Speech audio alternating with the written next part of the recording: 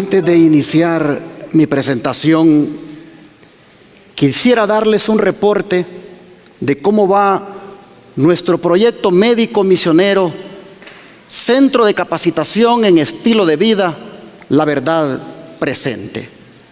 Pero antes, me gustaría que volvamos a ver el video que un hermano ha preparado al respecto. Vamos a ver este video.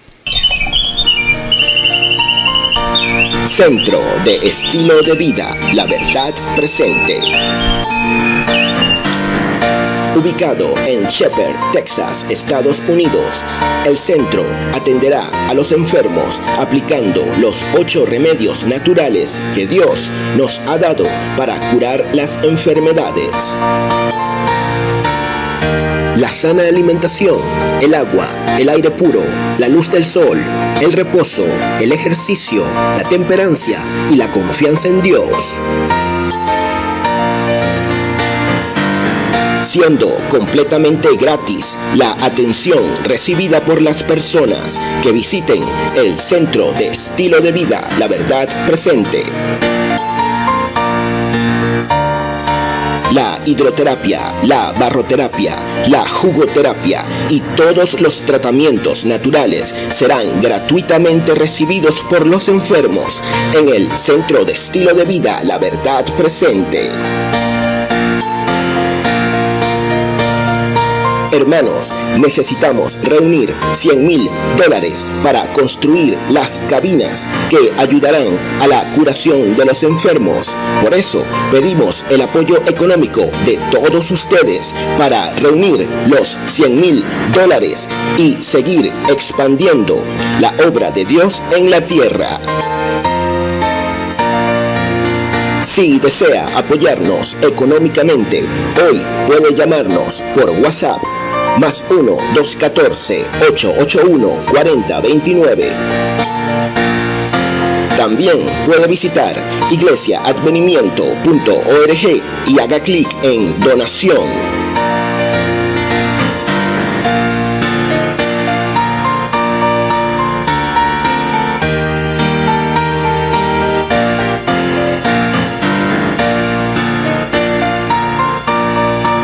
Tus ofrendas, diezmos y donaciones serán una bendición para el Centro de Estilo de Vida, La Verdad Presente. Dios les bendiga.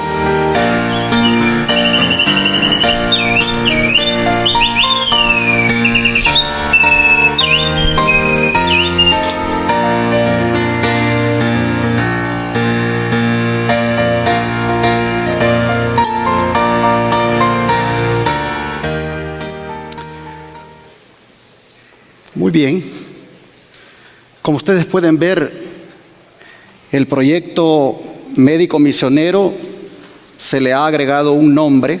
A ver si me dan otra vez la pantalla. ¿O la está buscando? Ahí está.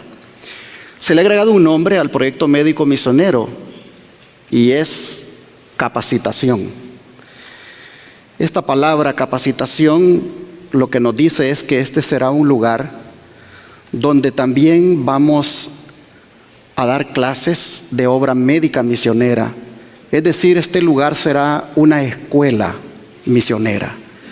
Aquí a este lugar vendrán pacientes por 15 o 21 días a recibir tratamientos con los remedios naturales de Dios gratuitamente, pero también vendrán alumnos, ya sea jóvenes o adultos, que por 6 meses vengan a estudiar el curso de consejero en estilo de vida. Estos alumnos, ellos sí pagarán un costo por sus estudios, pero será un precio accesible, justo, para poder cubrir los gastos de su estadía por los 6 meses de estudio que va a llevar todo ese tiempo que estén ahí. Esperamos en Dios que este año nosotros podamos decir que ya lo tenemos listo para iniciar. Por ahora sigo haciendo el llamado para que vayamos a limpiar el terreno, para que vayamos a terminar de remodelar la casa que ustedes ven allí, que será prácticamente la oficina de ese ministerio. Gracias a Dios hay hermanos que han respondido al llamado que se ha hecho, como el hermano Arnaldo del estado de Florida, que manejó 13 horas para venir a dedicar una semana de su tiempo para trabajar en la obra de Dios allí.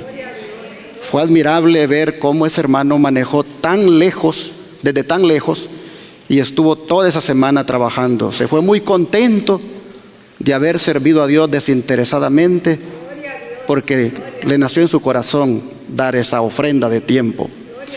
Y pues yo quiero también agradecer la respuesta de ustedes en los últimos 2 domingos que han ido. Un buen grupo de hermanos de aquí de la iglesia fueron para darle un empuje, un impulso al proyecto, como lo demuestran las siguientes fotos. Ahí ustedes pueden ver los hermanos trabajando, remodelando y comiendo después de trabajar, por supuesto. Aquí pueden ver también esta otra foto, donde los hermanos están limpiando el terreno y también se ha iniciado allí con la construcción de 2 cuartos más en la parte de atrás de la casa, en el porche. Queremos hacer 2 cuartos más para pues también recibir huéspedes allí. Los niños, hermanos, como que eran hormiguitas, jalando ramas, jalando pedazos de árbol, bien ocupados ese domingo que fueron. Y aquí también vemos a los hermanos dándose gusto ahí, cortando árboles. Yo espero, hermanos, de que pues podamos seguir haciendo este trabajo, ya que apenas comienza. Ahí está, ustedes pueden ver esta esquina de acá, es donde se le está haciendo un cuarto más a la casa, y allá en la otra esquina es donde se va a hacer el otro cuarto, y en medio se hará la cocina. Ahí tenemos también a don Eliseo quemando basura y otros más que le estaban ayudando. Quiero animar a los hermanos para que se sigan esforzando para ir todos los domingos a ayudar, porque como digo, apenas comenzamos, y si alguien quiere donar tiempo, ya sea una semana, un día o un par de días, lo que usted quiera donar para Dios de tiempo es bienvenido. Casi los domingos no se avanza mucho, porque ya en la semana queda ahí el trabajo bastante lento. Pero cuando de repente alguien dice yo voy a dedicar 3 días, voy a dedicar una semana, ahí se ve que camina bastante. Mañana tengo entendido que están planeando ir varios. He oído que se van a ir a las 4 de la madrugada porque son 3 horas y media de viaje. Otros están planeando irse desde hoy a la puesta del sol. Bueno, yo solo quiero decirles, hermanos, que Dios recompense a todos aquellos que dediquen tiempo a la obra de Dios. Y quisiera que tomaran nota de lo siguiente para los que vayan, y es con respecto a la dirección. Si ustedes escriben esa dirección en el GPS de un iPhone, se las va a reconocer así como la escriben. La palabra Bones con S, el iPhone la reconoce. Pero si ustedes ponen esa dirección en un Android, no reconoce la palabra Bones, solo Bone, así que tiene que quitarle la S. Por es que algunos han llegado al centro del pueblo y de allí están diciendo, ¿dónde están? Ya llegamos, no los encontramos. Porque los lleva al pueblo, porque le pusieron Bones y tiene que ponerle Bones si es teléfono de Android. Solo iPhone reconoce Bones con S. Tenga en cuenta eso, dependiendo del tipo de teléfono que usted tenga, de ponerle la S o quitársela para que llegue directamente al lugar.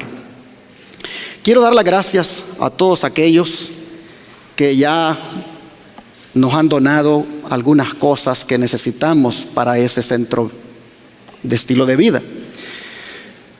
Apenas dije que necesitábamos comprar camas y un hermano me dijo, ya no pida camas porque yo se las voy a donar. Y me dio ya una cantidad de dinero para que compre las camas. Si no le alcanza con eso, me dice, me habla para darle más dinero y que compre las que hagan falta. Así que gloria a Dios por eso. Apenas dije que necesitábamos 3 refrigeradoras, 3 lavadoras, 3 secadoras, y gracias a Dios ya las tenemos. Ya tenemos las 3 refrigeradoras, las 3 lavadoras, 3 secadoras, y tenemos también una estufa nueva que nos dieron. Así que damos gloria a Dios porque cada día las personas, Dios las está moviendo para que apoyen esta obra. Ahora lo que más nos urge en este momento son estas 3 cosas que ven en su pantalla. Recoger los $100,000 para construir las primeras cabinas. Saben que yo hice un mal cálculo. En un principio yo dije, con 100,000 construimos todas las cabinas. Pero ahora que se está remodelando la casa y veo cuánto se gastó ya solo en la remodelación, y los hermanos me dicen cómo se han incrementado los precios de los materiales, pues con 100,000 solo vamos a iniciar la construcción de cabinas, no se va a terminar. Pero pues vamos a ir por etapas. Reunimos los primeros 100,000, construimos las primeras cabinas y luego ya eso nos va a permitir ver cuánto vamos a necesitar para las otras cabinas. Así que en este momento el llamado es para que todo aquel que Dios le toque su corazón envíe diezmos, ofrendas y donaciones especiales a este ministerio para que así podamos juntar estos $100,000. Pero también necesitamos esa troca de 6 cilindros. Puede ser una troca usada. Ahora si alguien dice, no, se la vamos a dar nueva porque Dios se merece algo nuevo, pues ya queda en usted. Pero nosotros nos conformamos con lo que Dios nos dé. Y si hubiera alguien que tenga una troca y la quiera ofrendar a Dios para que sirva en ese ministerio, estamos urgidos de esa troca. Cada vez que necesitamos ir a comprar materiales de construcción, vemos la necesidad que hay de tener una troca. Pero junto con esa troca necesitamos también esa trailita que ustedes ven allí, ya sea de 10 pies de largo por 5 de ancho o de 8 de largo por 5 de ancho.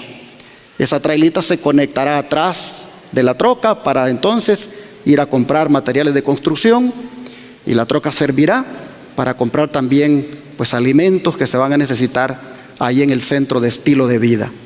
Así que hermanos y hermanas, si alguien que está oyendo de la audiencia o alguien aquí llegara a sentir ese llamado de Dios de querer donar una troca para el ministerio, hágalo saber porque urge esa ayuda, y la tráela de la misma manera.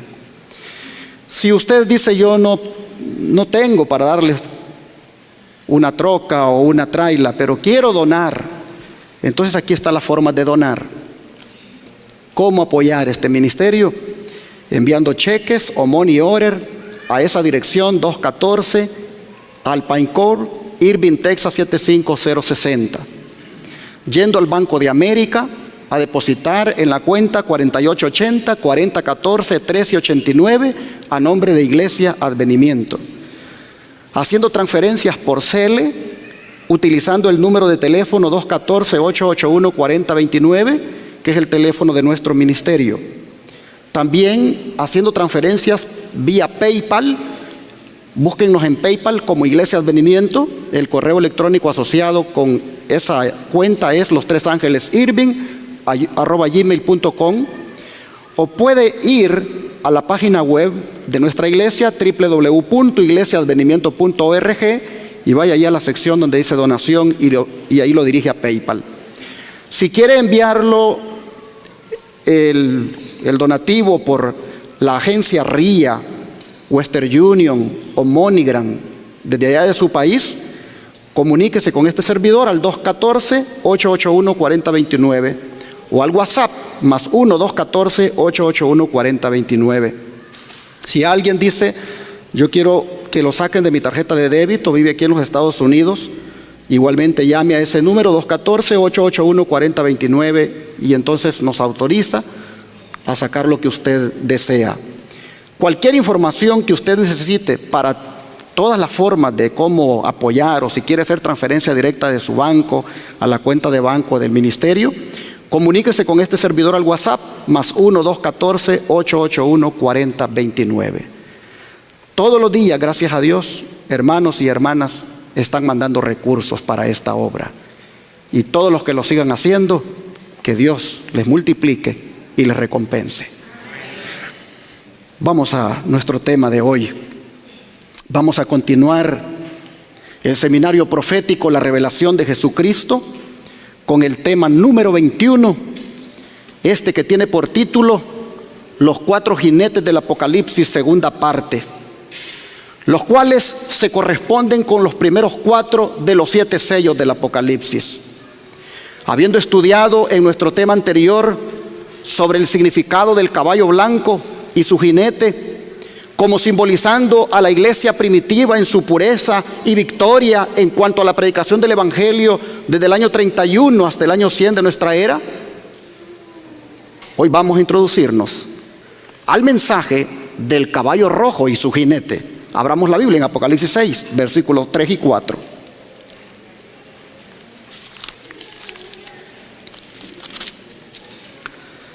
Apocalipsis 6, versículos 3 y 4.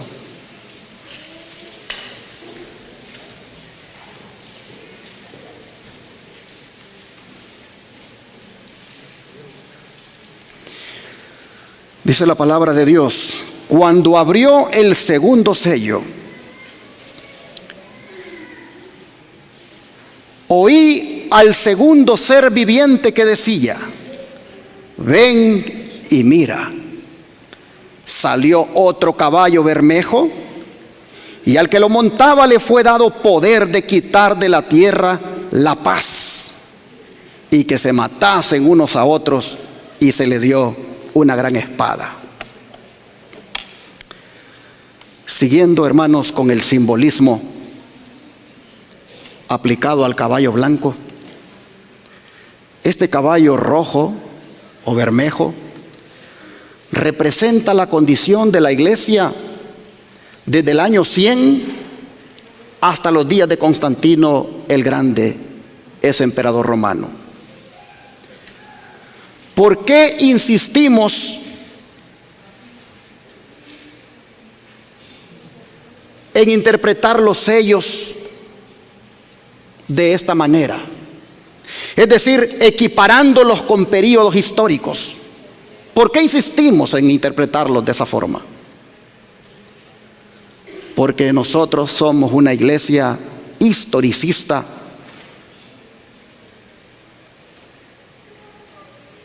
e interpretamos las profecías utilizando ese método de interpretación profética llamado historicismo, y porque así los pioneros adventistas interpretaron estas profecías. No se nos olvide que existen 3 métodos de interpretación profética: el historicista, el preterista y el futurista. Solo que estos 2 últimos fueron inventados por los jesuitas para desvirtuar la aplicación que los reformadores de la Edad Media hacían en cuanto al Papa, utilizando el método historicista. El método historicista enseña que las profecías se han cumplido en el pasado, se cumplen en el presente y se cumplirán en el futuro. Es decir, hay un cumplimiento progresivo en la profecía.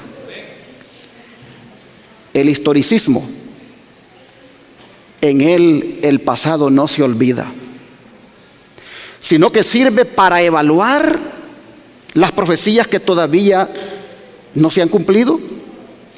Y aparte de eso, el historicismo es el método que utilizó Jesús cuando se refería a las profecías de tiempo del profeta Daniel. Así que, tomando en cuenta esto, vamos a mirar qué tipo de condición fue por la que pasó la iglesia en el periodo histórico que les acabo de mencionar. Y nos vamos a apoyar en los siguientes pioneros adventistas, como son Jaime White, Uri Smith y Alonzo T. Jones.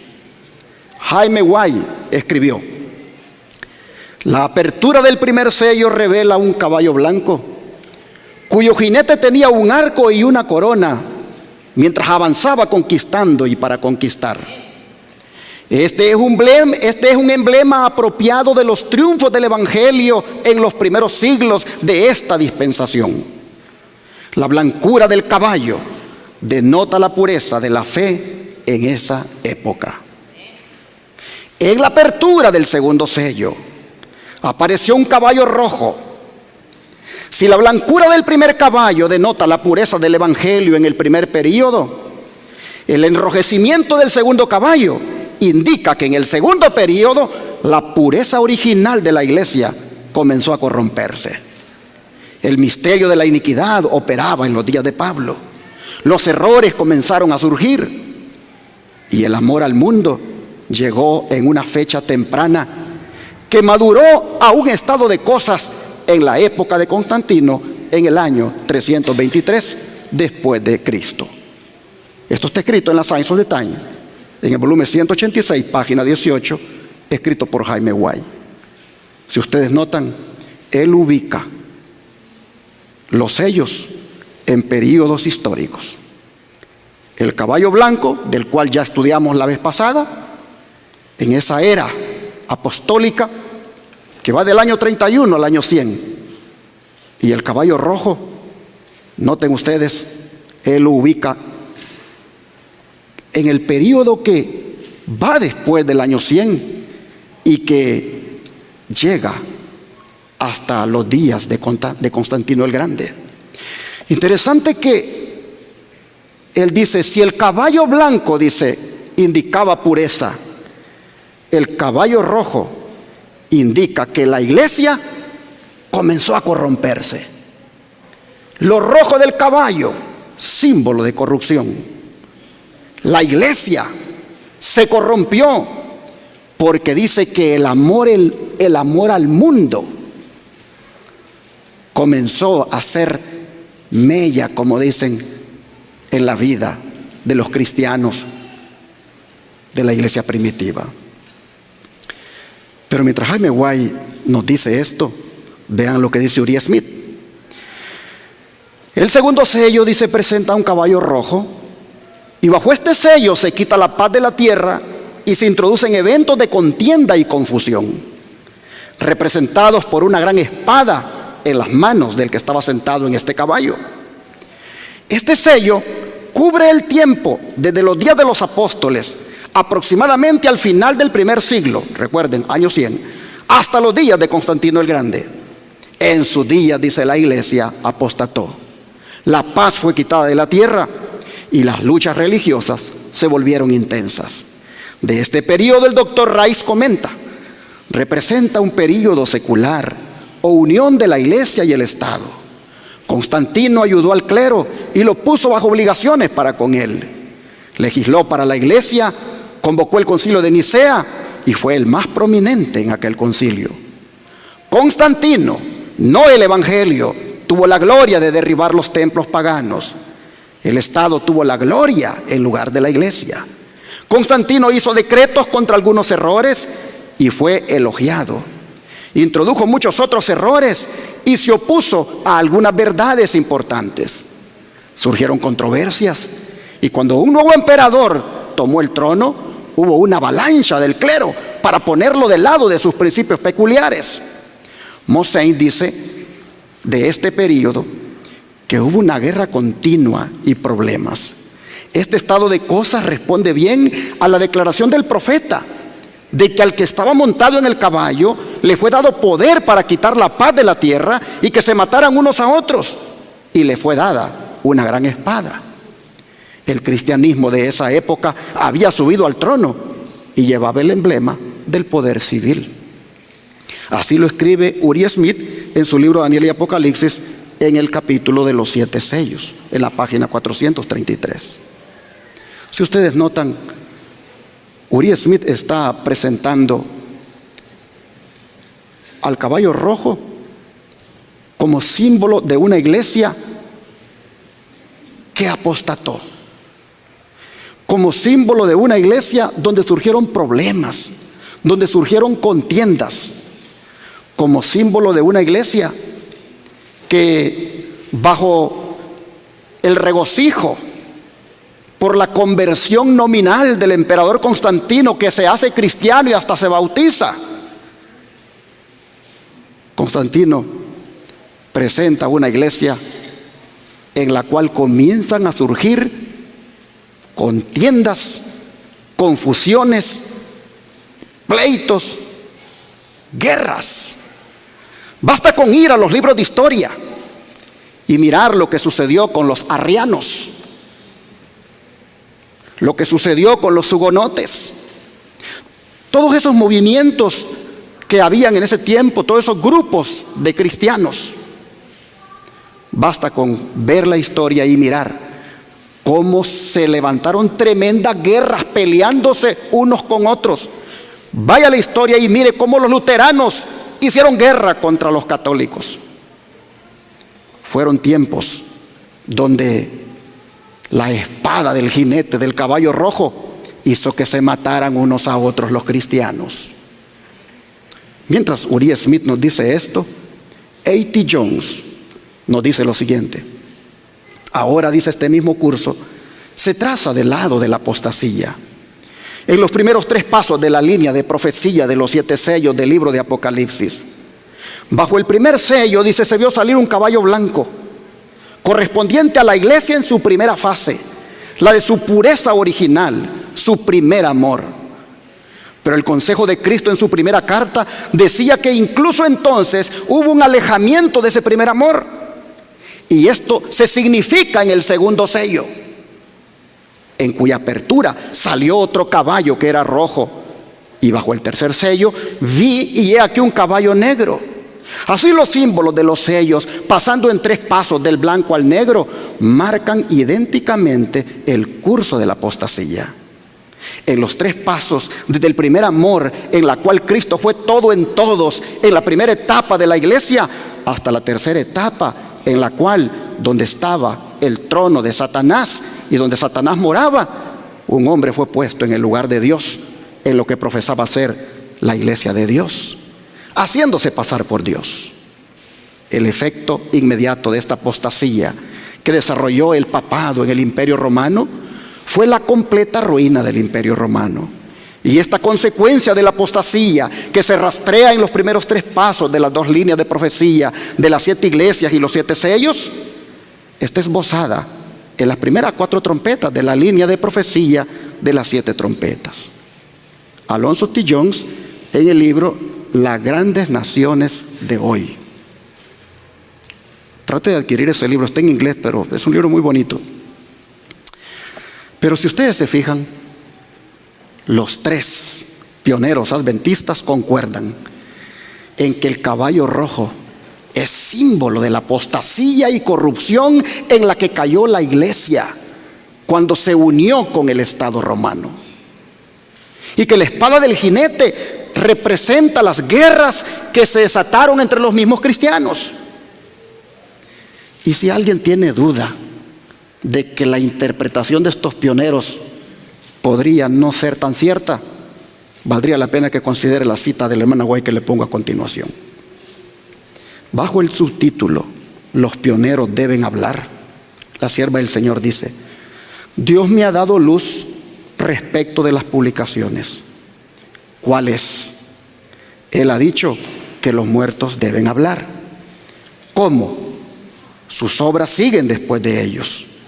Hemos de repetir las palabras de los pioneros de nuestra obra, que sabían cuánto costaba escudriñar la verdad como si fuera un tesoro escondido, y que trabajaron para poner el fundamento de nuestra obra. Avanzaron paso a paso bajo la influencia del Espíritu de Dios. Uno por uno estos pioneros están desapareciendo.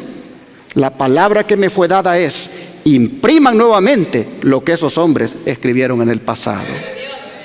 El otro poder, página 28. Así que en ese sentido, lo que los pioneros adventistas dejaron como legado al movimiento adventista es que las profecías se deben entender desde la perspectiva historicista, y que los sellos caen en esa categoría de períodos históricos. Pero retomando el tema de la corrupción y apostasía en la que cayó la iglesia al unirse con el Estado, vean cómo Pablo ya lo había profetizado. Vamos al libro de Hechos, capítulo número 20, versículos 29 al 30.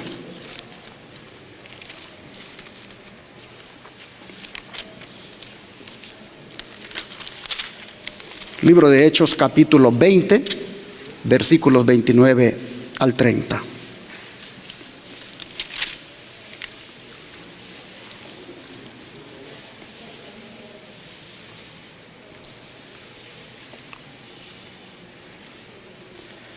Porque yo sé que después de mi partida entrarán en medio de vosotros lobos rapaces que no perdonarán al rebaño.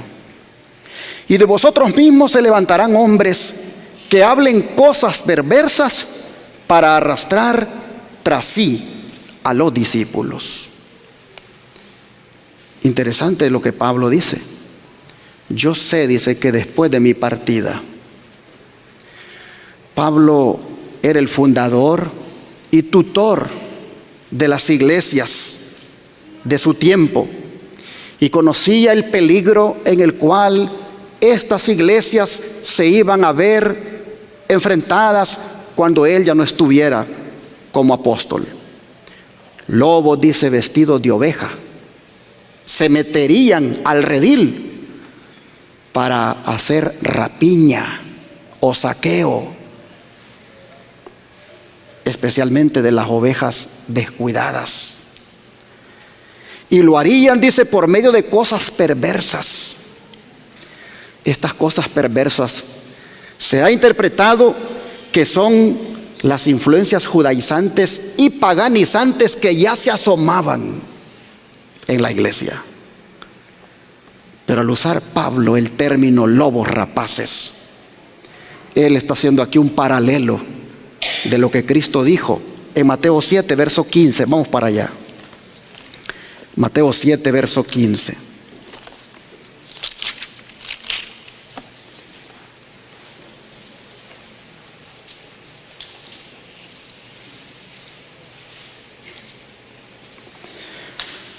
Guardaos, dijo Cristo, de los falsos profetas que vienen a vosotros con vestidos de oveja, pero por dentro son lobos rapaces.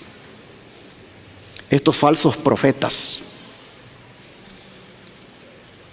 pretenden hablar de parte de Dios y pretenden que los hombres vayan al cielo entrando por la puerta ancha, por el camino ancho, y no por la puerta angosta y el camino angosto que Cristo dijo que es el que lleva al cielo.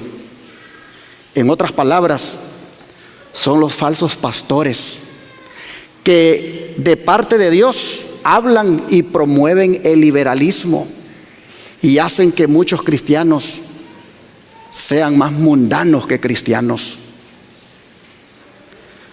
Prácticamente estos falsos profetas son de alguna manera los responsables de tanta apostasía que hay en el mundo, entendiendo como apostasía la rebelión contra Dios. El caballo rojo vino a la existencia, es decir, la corrupción de la iglesia, la apostasía de la iglesia vino a la existencia debido a que falsos profetas se introducirían en el pueblo de Dios. La hermana Guay hace una aplicación de lo que está sucediendo en este tiempo en cuanto a los falsos profetas. Ella dice: Cristo amonesta a sus seguidores: guardaos de los falsos profetas que vienen a vosotros con vestidos de oveja, pero por dentro son lobos rapaces. Es decir, como las aves de rapiña, ¿verdad?, que cazan su presa de una manera violenta y rápida, especialmente cuando está descuidada. Los exhorta, dice, a no ser engañados cuando los falsos pastores presentan sus doctrinas. Esos hombres nos dicen que los mandamientos de Dios han sido suprimidos por la muerte de Cristo, ¿Creeremos a esos hombres que pretenden ser santificados mientras rehúsan obedecer a Dios? Afirman que el Señor les ha dicho que no necesitan guardar los 10 mandamientos. ¿Pero se los ha dicho el Señor? No, Dios no miente. Satanás, quien es el padre de la mentira, engañó a Adán en forma similar, diciéndole que no necesitaba obedecer a Dios, que no moriría si transgredía la ley de Dios. Pero Adán cayó y a causa de su pecado abrió las compuertas del mal sobre nuestro mundo. Evangelismo, página 434. Así que el mundo en su totalidad está en una gran apostasía al estar pisoteando la ley de Dios. Cuando el caballo rojo apareció en el escenario, traía como misión corromper la fe, corromper la iglesia y meter en ella el liberalismo y la falta de obediencia y respeto a su santa ley. Pero volviendo a las palabras de Pablo, quiero que le pongan atención a las 2 primeras líneas, porque Pablo dice: y de vosotros mismos se levantarán. Y cuando Pablo dijo eso, ¿a quiénes se los estaba diciendo? A ver. No. ¿Quiere que volvamos allá? Vamos otra vez allá entonces. A Hechos 20 y vean a quiénes, con quién está reunidos Pablo allí. Hechos 20, versículo 29 al 30. No son los discípulos.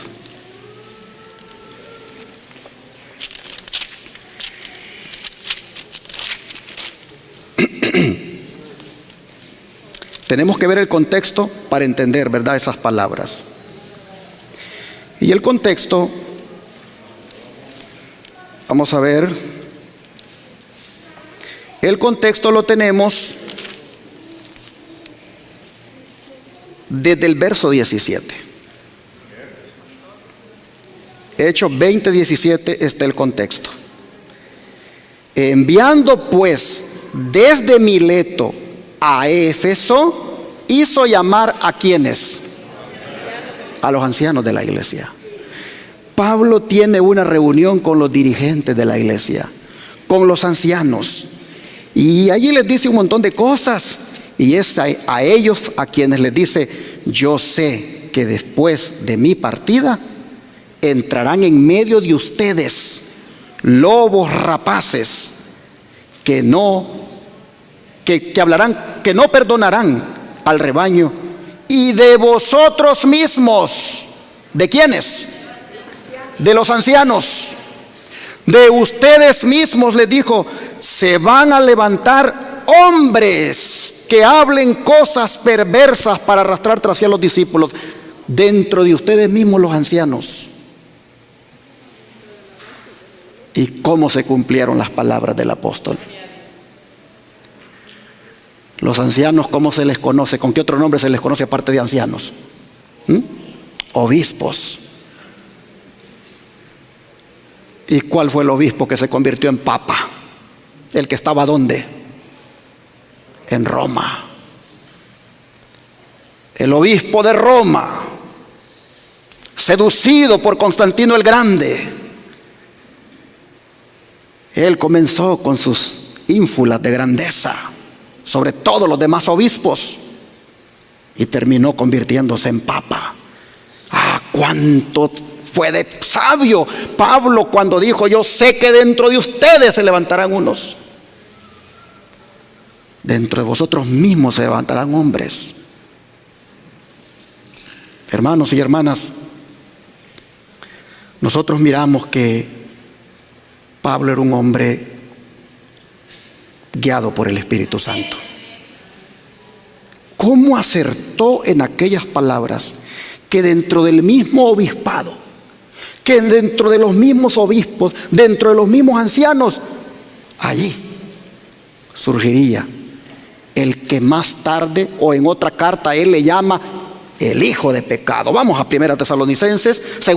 capítulo 2, versículo 3 al 5.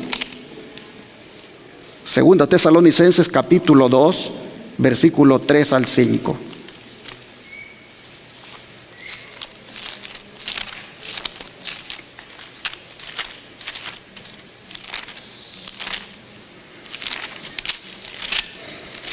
Dice la palabra de Dios lo siguiente: nadie os engañe en ninguna manera, porque no vendrá ¿quién? Cristo, sin que antes venga, ¿qué cosa?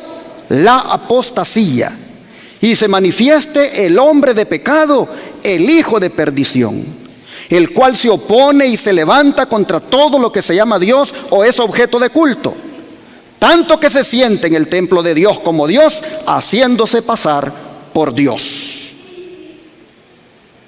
Dice el verso 5: ¿no os acordáis que cuando yo estaba todavía con vosotros os decía esto?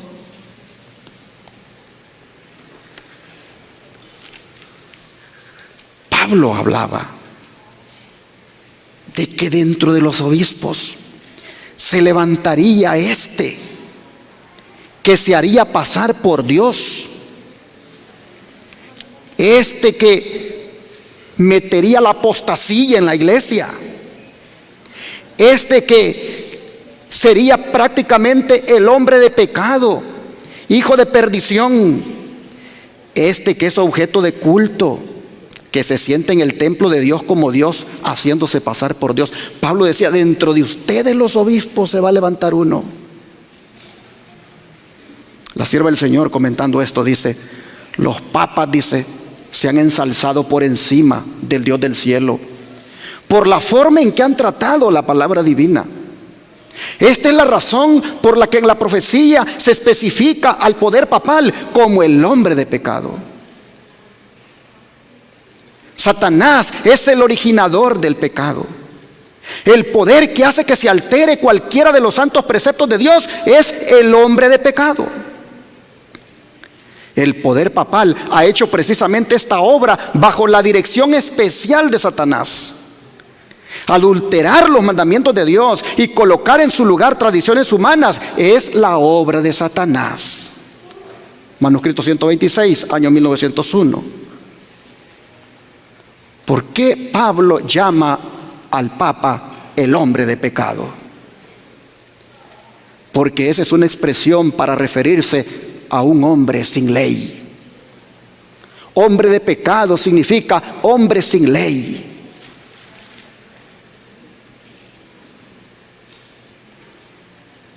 Al meter el domingo en el mundo cristiano como el mandamiento falso, en lugar del cuarto, que es el verdadero y que habla del sábado, al hacer eso, el papado, hermanos, no hizo otra cosa más que usurpar la autoridad divina. Y también eso lo hace a él un hijo de pecado, un hombre de pecado, un hijo de perdición, un hombre sin ley. Y miren qué bien le llama a Pablo el hombre de pecado. Porque cuando nosotros vamos a ver la definición de pecado, vamos a 1 Juan capítulo 3 versículo 4, primera carta de Juan. Nosotros tenemos bien claramente definido qué es pecado. Primera de Juan capítulo 3 verso 4.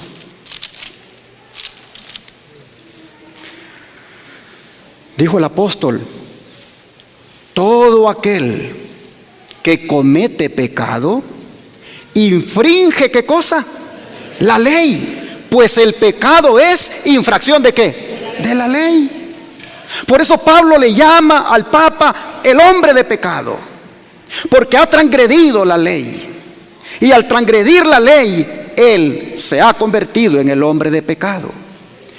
Cada vez que nosotros, hermanos, transgredimos la ley de Dios, nosotros también cometemos pecado. Pecado es transgresión de la ley. la ley de los 10 mandamientos.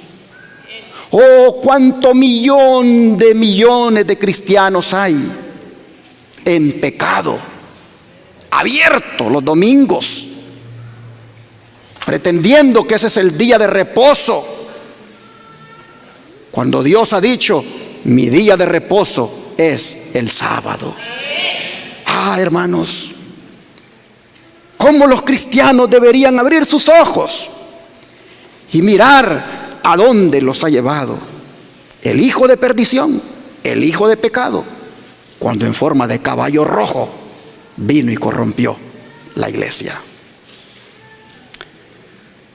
Pero ¿cómo es que la iglesia, de ser un caballo blanco, hace esa transición a caballo rojo? ¿Cómo es que la iglesia, de ser pura como el caballo blanco, viene y se convierte en un caballo rojo, símbolo de pecado? ¿Cómo es que sucedió esto? La sierva del Señor, inspirada por el Espíritu Santo, dice lo siguiente: que esto fue, dice, poco a poco, solapadamente y a hurtadillas, es decir, de una manera secreta. Y después, dice, fue con más desembozo, conforme iba cobrando fuerza y dominio sobre los espíritus de los hombres. El misterio de iniquidad hizo progresar su obra engañosa y blasfema.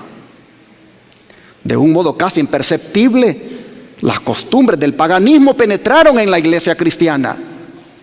El espíritu de avenencia y de transacción fue coartado por algún tiempo por las terribles persecuciones que sufrió la iglesia bajo el régimen del paganismo.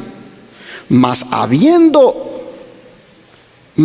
cesado la persecución y habiendo penetrado el cristianismo en las cortes y palacios, la iglesia dejó a un lado la humilde sencillez de Cristo y de sus apóstoles por la pompa y el orgullo de los sacerdotes y gobernantes paganos, y sustituyó los requerimientos de Dios por las teorías y tradiciones de los hombres. Comenzaron los obispos a ponerse las sotanas, a vestirse de rojo como los sacerdotes paganos de Roma, y así fueron adoptando esas costumbres. La conversión, dice, nominal de Constantino a principios del siglo IV causó gran regocijo, y el mundo, disfrazado con capa de rectitud, se introdujo en la iglesia. Desde entonces la obra de corrupción progresó rápidamente. El paganismo, que parecía haber sido vencido, ahora vino a ser el vencedor. Es decir, el mundo se metió a la iglesia y el mundo conquistó a la iglesia. Su espíritu, dice, dominó a la iglesia. Sus doctrinas, ceremonias y supersticiones se incorporaron a la fe y el culto de los que profesaban ser discípulos de Cristo. Esta avenencia entre el paganismo y el cristianismo dio por resultado el desarrollo del hombre de pecado, predicho en la profecía como oponiéndose a Dios y ensalzándose a sí mismo sobre Dios. Ese gigantesco sistema de falsa religión es obra maestra del poder de Satanás, un monumento de sus esfuerzos para sentarse él en el trono y reinar sobre la tierra según su voluntad. Conflicto de los siglos, páginas 47 a la 48. Pero Jesús se lo hizo ver a tiempo a la iglesia. Todavía cuando la iglesia estaba como el caballo blanco en su apogeo y el último apóstol estaba vivo, Jesús ya miraba cómo algunos en la iglesia no querían caminar conforme al caballo blanco. Y se lo hace ver a Juan. Vamos a Apocalipsis capítulo 2, versículos 4 y 5.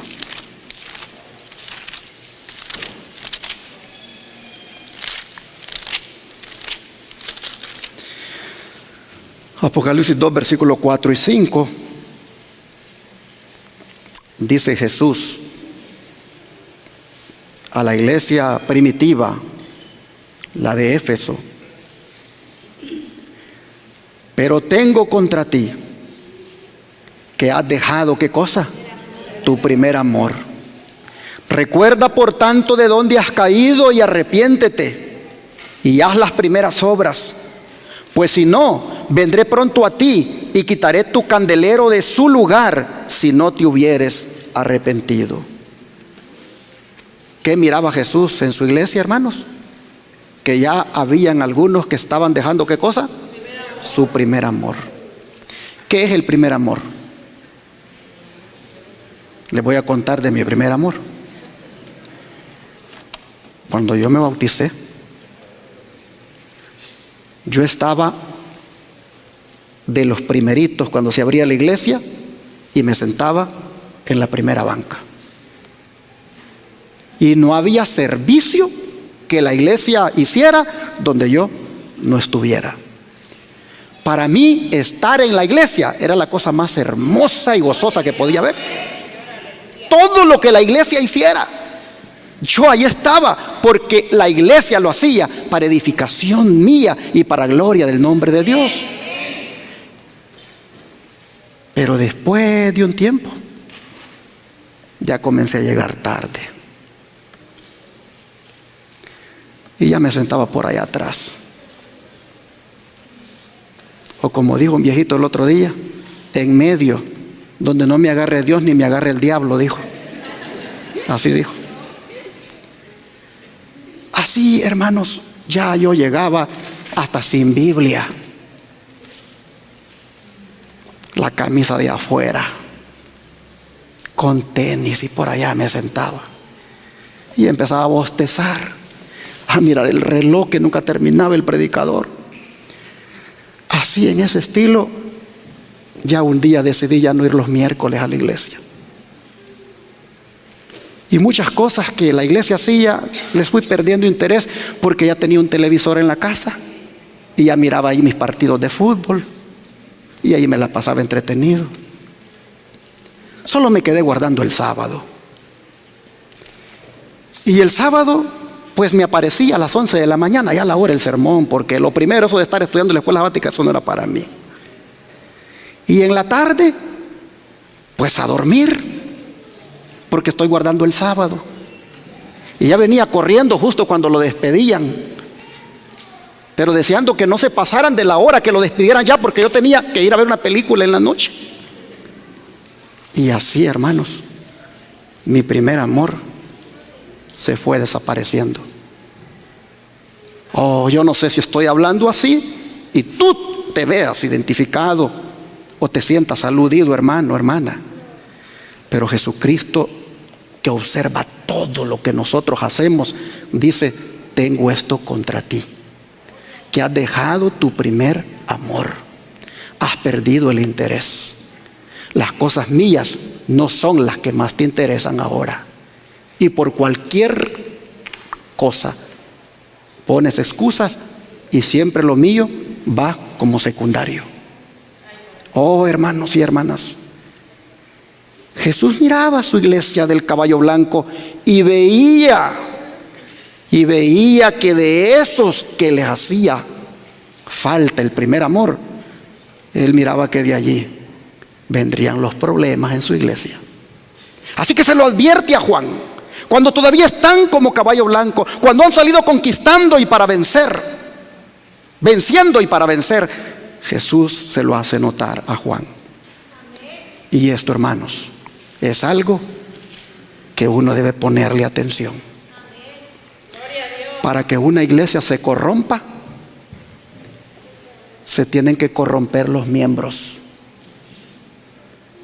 Para que una iglesia se vuelva mundana, se tienen que volver los miembros mundanos.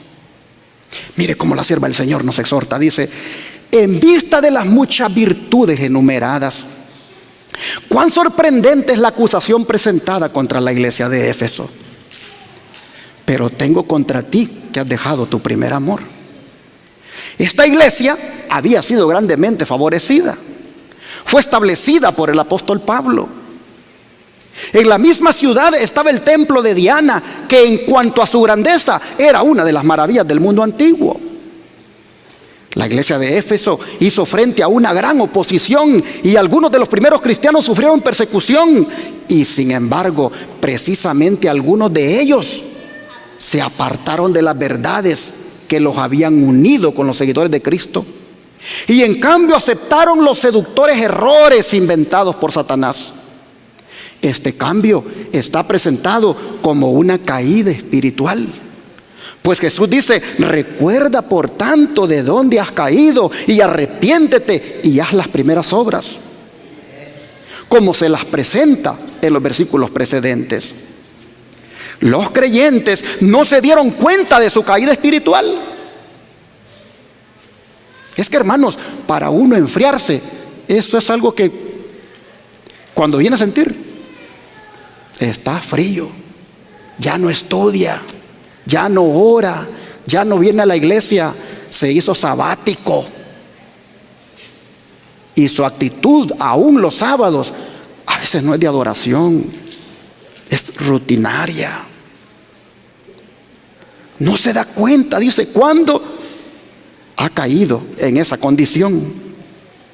Dice, no advertían el cambio que había ocurrido en sus corazones y que tendrían que arrepentirse por haber dejado de hacer las primeras obras. Pero Dios, en su misericordia, hizo un llamado al arrepentimiento, al regreso a su primer amor y a las obras que siempre son resultado del verdadero amor cristiano. Manuscrito 11 del año 1906. Y luego dice: la pérdida del primer amor se especifica como una caída moral.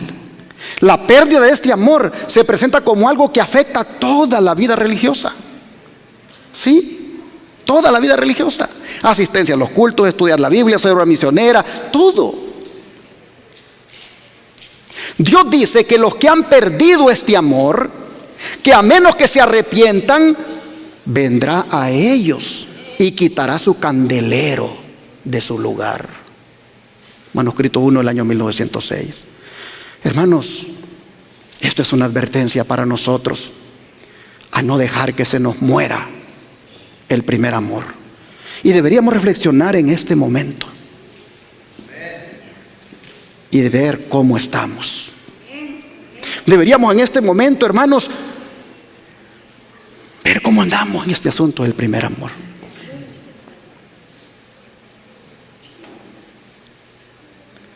Si Jesús estuviera parado aquí, personalmente, y nos dijera a todos: tengo estas cosas contra ti, que has dejado tu primer amor. A ver, hermano, hermana, ¿qué le dirías a Jesús? ¿Aceptarías que es verdad y que necesitas arrepentirte?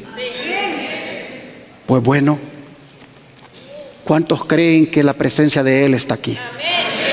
¿Y cuántos creen que Él ya lo dijo aquí en su palabra?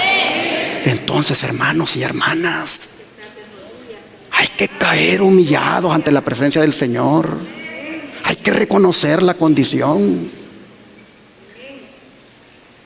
Miren lo que le sucedió a los hermanos de la iglesia primitiva. Se los pongo acá en el don profético.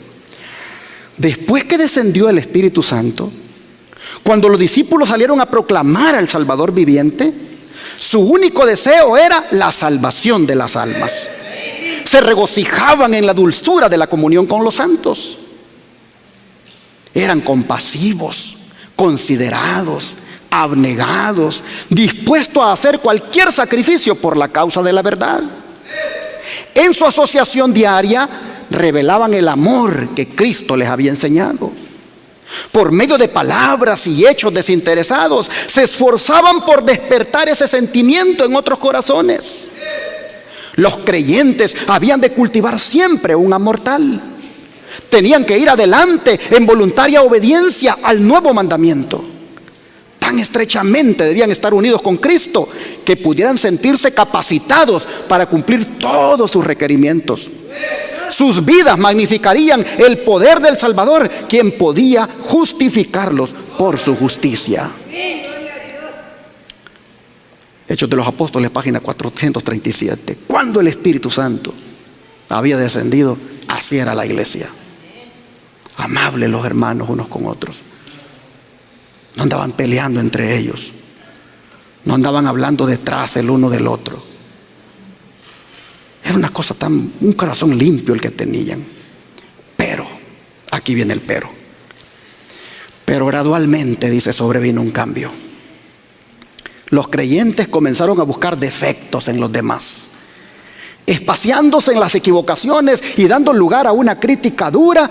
Perdieron de vista al Salvador y su amor. Llegaron a ser más estrictos en relación con las ceremonias exteriores, más exactos en la teoría que en la práctica de la fe. En su celo por condenar a otros, pasaban por alto sus propios errores. Perdieron el amor fraternal que Cristo les había encomendado. Y lo más triste de todo era que no se daban cuenta de su pérdida. No comprendían que la alegría y el regocijo se retiraban de sus vidas, y que habiendo excluido el amor de Dios de sus corazones, pronto caminarían en tinieblas. Siempre la página 437 de Hechos de los Apóstoles.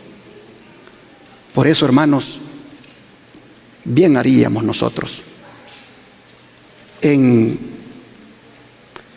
ser amorosos entre nosotros. Saben que las críticas, los juzgamientos motivados por prejuicio, no solo son pecado el hacerlo, sino que también rompe la paz y la armonía en la iglesia.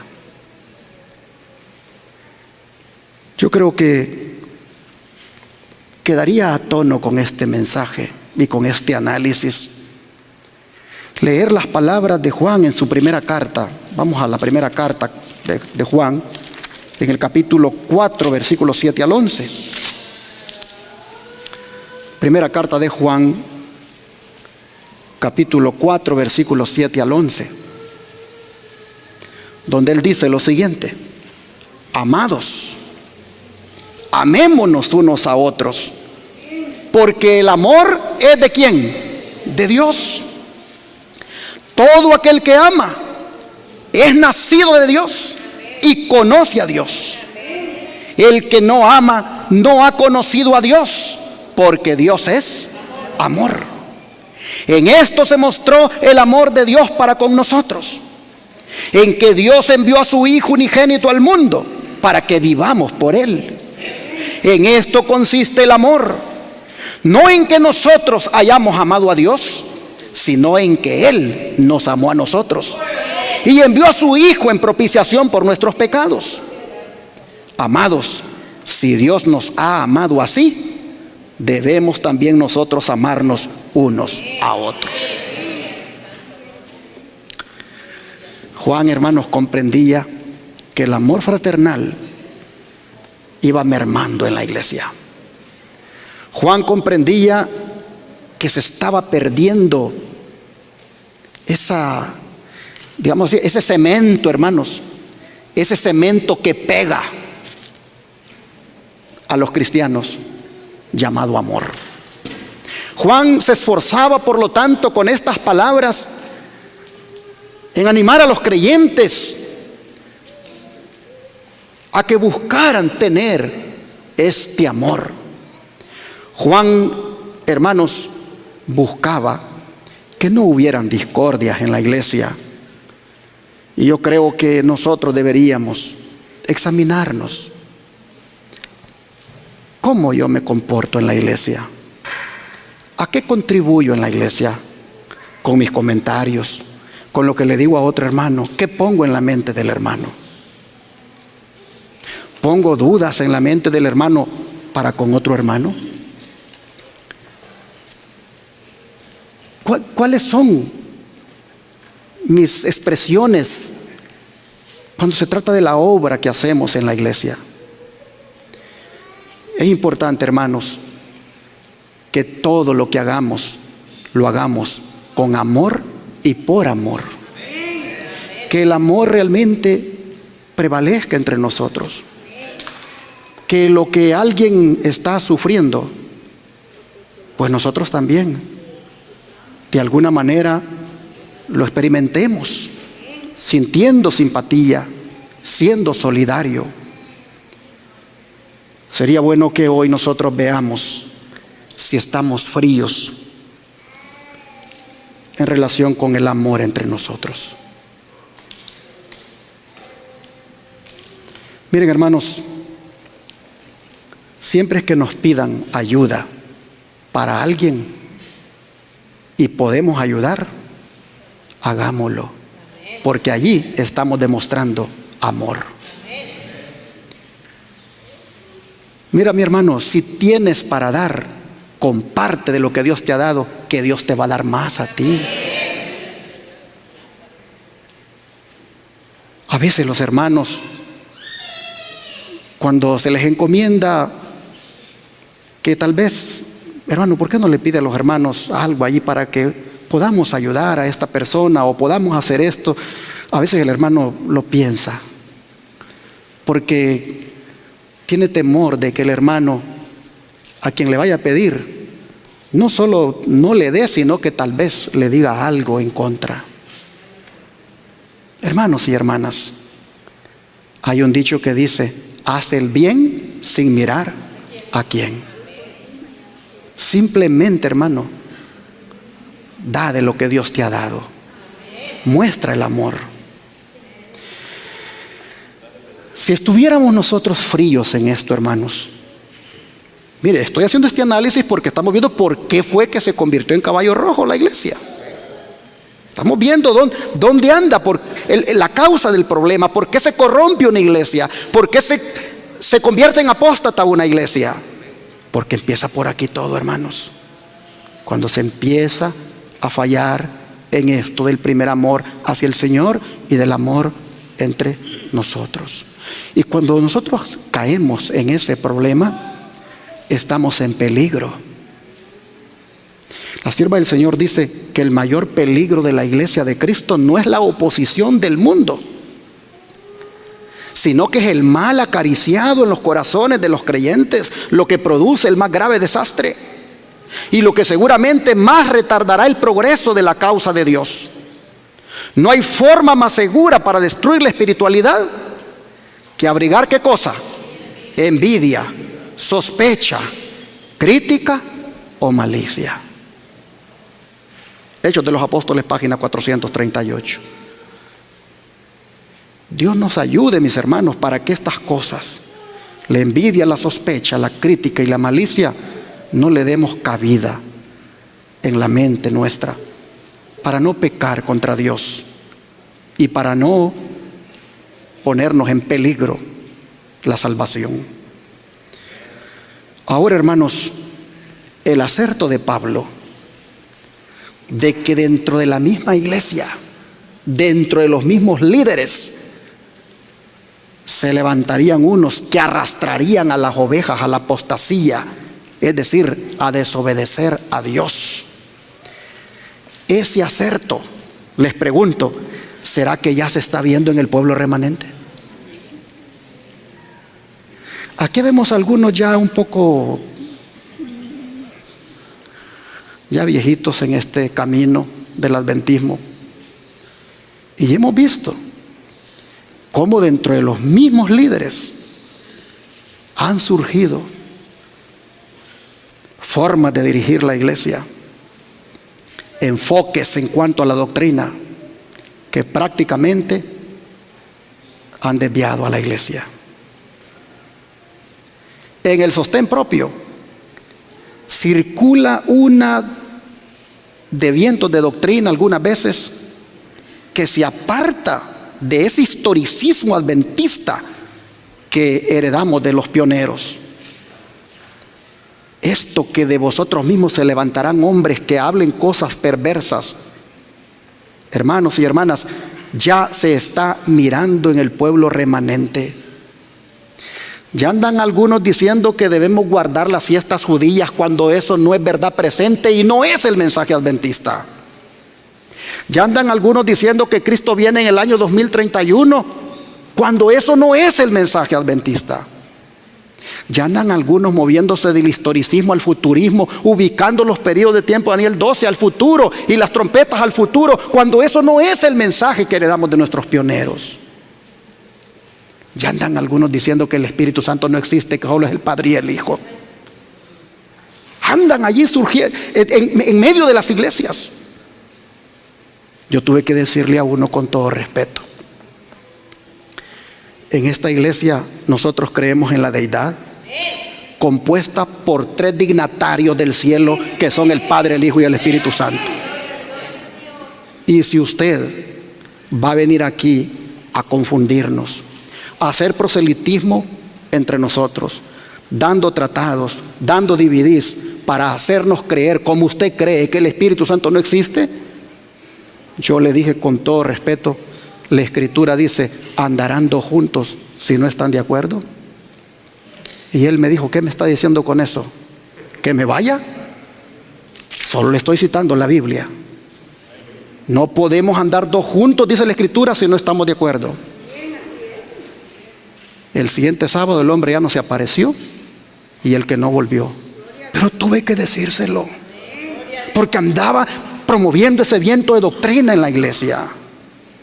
Oh, hermanos y hermanas, dentro de nosotros mismos, dijo Pablo, se van a levantar hombres que van a hablar cosas perversas, es decir, por lo que enseñan, y van a arrastrar a la gente, a los discípulos tras ellos.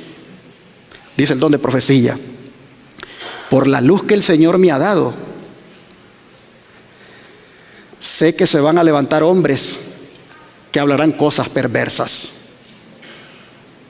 Sí, ya han estado en acción y hablando cosas que Dios nunca ha revelado, poniendo las cosas sagradas en un mismo nivel con las cosas comunes.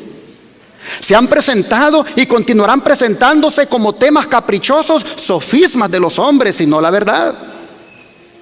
Las fantasías de las mentes humanas inventarán criterios en cuanto a la verdad que no son la realidad. De modo que cuando se destaque el verdadero criterio, será considerado en el mismo nivel en que están los de invención humana, que no tienen valor. Podemos esperar que se recurra a toda suerte de ideas y que se las mezcle con la sana doctrina. Es decir, hermanos, lo que Pablo le dijo a los ancianos que ocurriría, también desde la sierva del Señor, está ocurriendo ya en el pueblo remanente, en el Israel moderno. Dice, toda suerte de ideas mezcladas con la sana doctrina, pero mediante un discernimiento claro y espiritual, mediante la unión celestial, debemos distinguir entre lo sagrado y lo común, lo cual se incluye para confundir la fe y el sano juicio y para restarle mérito a las grandes y augustas verdades que debieran ser normas para este tiempo. Nunca hubo un tiempo cuando la verdad haya sufrido más al ser tergiversada, disminuida, desmerecida por medio de hombres perversos y contenciosos como en estos últimos días. Hombres se han presentado con su conjunto heterogéneo de herejías que presentan a la gente como oráculos, es decir, como que viene de Dios. La gente queda cautivada con algo extraño, nuevo, y no tiene una sabia experiencia para discernir el carácter de las ideas que los hombres pueden forjar como si fueran importantes. Pero pretender que eso es algo de gran magnitud y unirlo con los oráculos de Dios no lo convierte en verdad. Oh, qué reproche es este para las bajas normas de piedad de las iglesias. Hombres que quieren presentar algo original promoverán cosas nuevas y extrañas, y sin un debido examen se apoyarán en esas teorías endebles que han sido entretejidas como una preciosa teoría y las presentarán como una cuestión de vida o muerte. Tenemos la verdad, la sólida verdad en la palabra de Dios. Y todas esas especulaciones y teorías sería mejor que fueran liquidadas en la cuna antes de ser fomentadas y presentadas como importantes. Debemos oír la voz de Dios que procede de su palabra revelada, la segura palabra profética. Los que quieren darse importancia y procuran hacer algo espectacular, sería mejor que reflexionaran con cordura. Carta 136, 1898. Así nosotros, hermanos, somos advertidos de todo este tipo de personas que han surgido. ¿Por qué este servidor predicó como 24 sermones de todo el libro de Daniel? ¿Y por qué se ha empeñado en predicar de todo el libro de Apocalipsis, todos los sermones que pueda, porque quiero desbaratar cualquier viento de doctrina que se meta en la iglesia en cuanto a interpretación profética. Es más, cuando este servidor predica sobre profecía, lo hace porque quiere levantar la interpretación historicista del movimiento adventista. Busco, hermanos, que no venga cualquiera y se pare en el púlpito y diga: yo les voy a hablar de los sellos, yo les voy a hablar de los 144,000, y nos meta una luz nueva, algo que no es el mensaje adventista. Para protección de la iglesia y para que ande sana en cuanto a la interpretación bíblica se refiere, es que este servidor se empeñó en predicar los temas de Daniel y ahora lo hace de Apocalipsis. Porque si no, este púlpito se podría convertir en un foro donde mañana viene uno y nos dice que las trompetas están para el futuro, y luego viene otro y dice que las trompetas tuvieron su cumplimiento histórico, y la iglesia entonces ¿dónde queda? ¿A quién le cree? Bueno, deben saber todos que este servidor es adventista del séptimo día de hueso colorado, y es un adventista del séptimo día apegado al mensaje adventista histórico. No ando tras vientos de doctrina y tampoco permito que se metan en la iglesia. Los que en esta iglesia se congreguen deben ser adventistas del séptimo día de corazón y apegados al mensaje tal como ha sido revelado. Hermanos y hermanas, a manera de advertencia, nosotros hemos visto el significado del segundo sello simbolizado por el jinete del caballo rojo. Será en nuestro próximo estudio que vamos a continuar con el siguiente jinete. Por ahora quisiera invitarles a que pongan atención a lo que el Espíritu Santo nos ha hablado en cuanto a la advertencia de por qué se corrompe una iglesia, de por qué una iglesia se vuelve apóstata. Oh, hermanos, cuánto me llenaría de gozo de que todos aquí pusiéramos por obra el mensaje que hemos escuchado y que volvamos al primer amor. El Espíritu Santo ha hablado por medio de este libro y también por medio de su mensajera. Me gustan aquellas palabras que están aquí en Apocalipsis capítulo 2, versículo 29. Apocalipsis capítulo 2, versículo 29.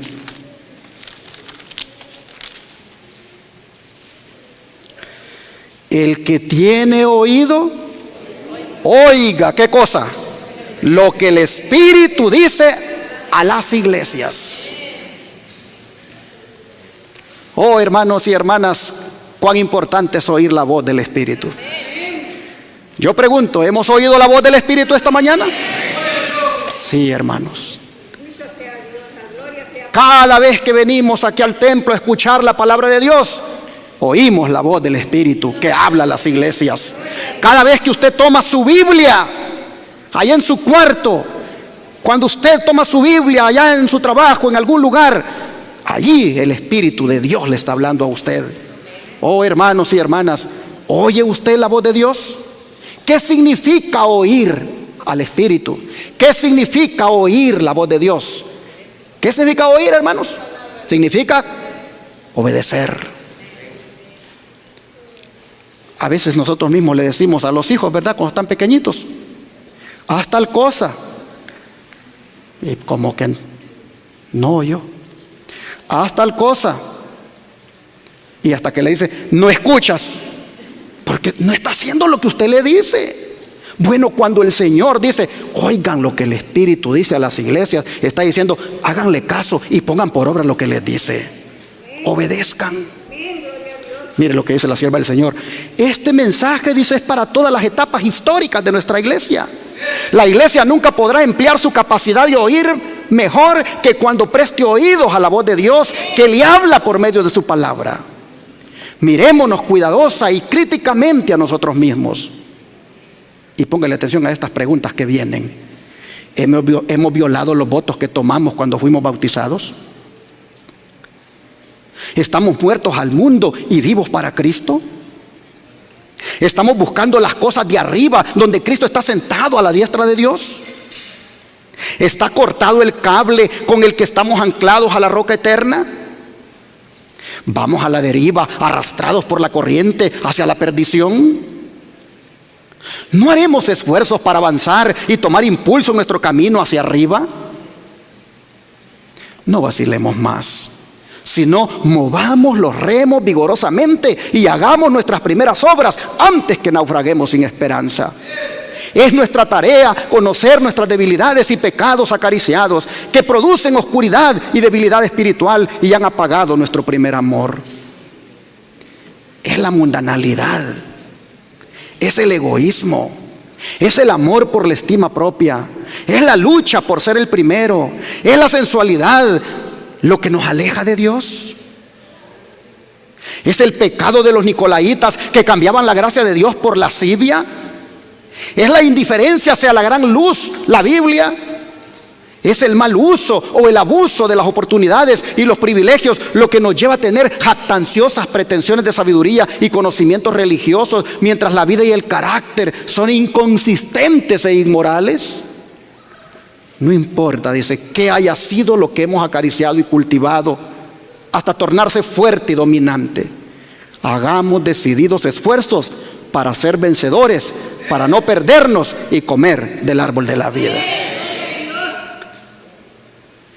Recibiréis poder, página 363.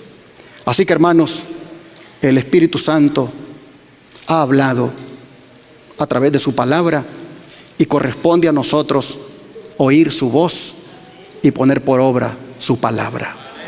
Cierro con un versículo que se encuentra en 1 Tesalonicenses capítulo 5, versículo 19. Cortito el versículo, pero qué tremendo mensaje el que tiene. 1 Tesalonicenses capítulo 5, versículo 19.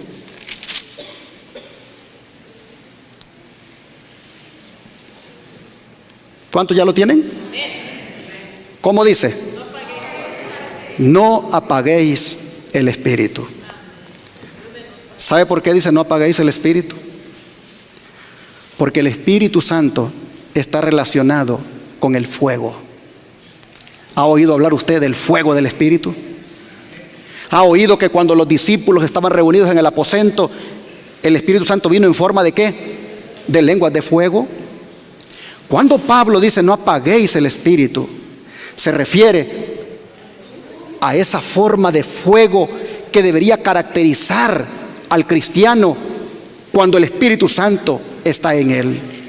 Hermanos y hermanas, no apagar el espíritu es no ser uno de oídos sordos, de oidores olvidadizos.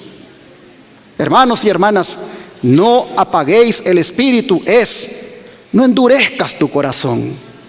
No apaguéis el espíritu es no dejes que el fuego del Espíritu Santo se apague en tu vida. Escucha la voz de Dios para que no caigas en apostasía.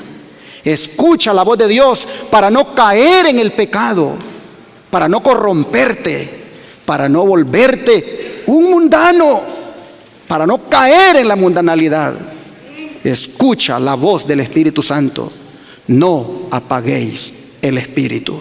Como dice el himno que vamos a cantar en unos momentos, preste oídos el humano. Que Dios les bendiga. Así es, hermanos. Cristo tiene reservado para nosotros otra vida mejor. No nos perdamos esa bendición. Ojalá que un día todos nosotros disfrutemos para siempre de esa vida. Vamos a orar para pedírselo al Señor que nos ayude. Gracias, Padre, por mostrarnos en tu palabra las cosas que sucederían después de estas, como le dijiste a Juan. Como la iglesia, de ser una iglesia triunfante, victoriosa y pura, pasaría por una etapa tan lamentable como era o es la apostasía y la corrupción.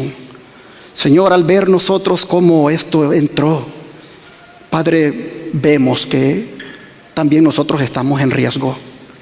Porque cuando el primer amor en nosotros se muere, oh Señor, estamos abriendo la puerta para que en cualquier momento también caigamos en la apostasía y nos corrompamos. De manera que te pedimos, por favor, que nos ayudes a mantenernos fieles en tus caminos, que nos ayudes a amarte, Señor, siempre, que nunca, Padre, el primer amor se muera. Y si ya murió, por favor, reavívalo, Padre. Te rogamos que tu Espíritu Santo tome control de nuestras vidas y así, Señor, volvamos a ser lo que éramos antes, cristianos fervorosos, cristianos que lo primero que hacen es acordarse de ti, te buscan en oración y estudio de la palabra.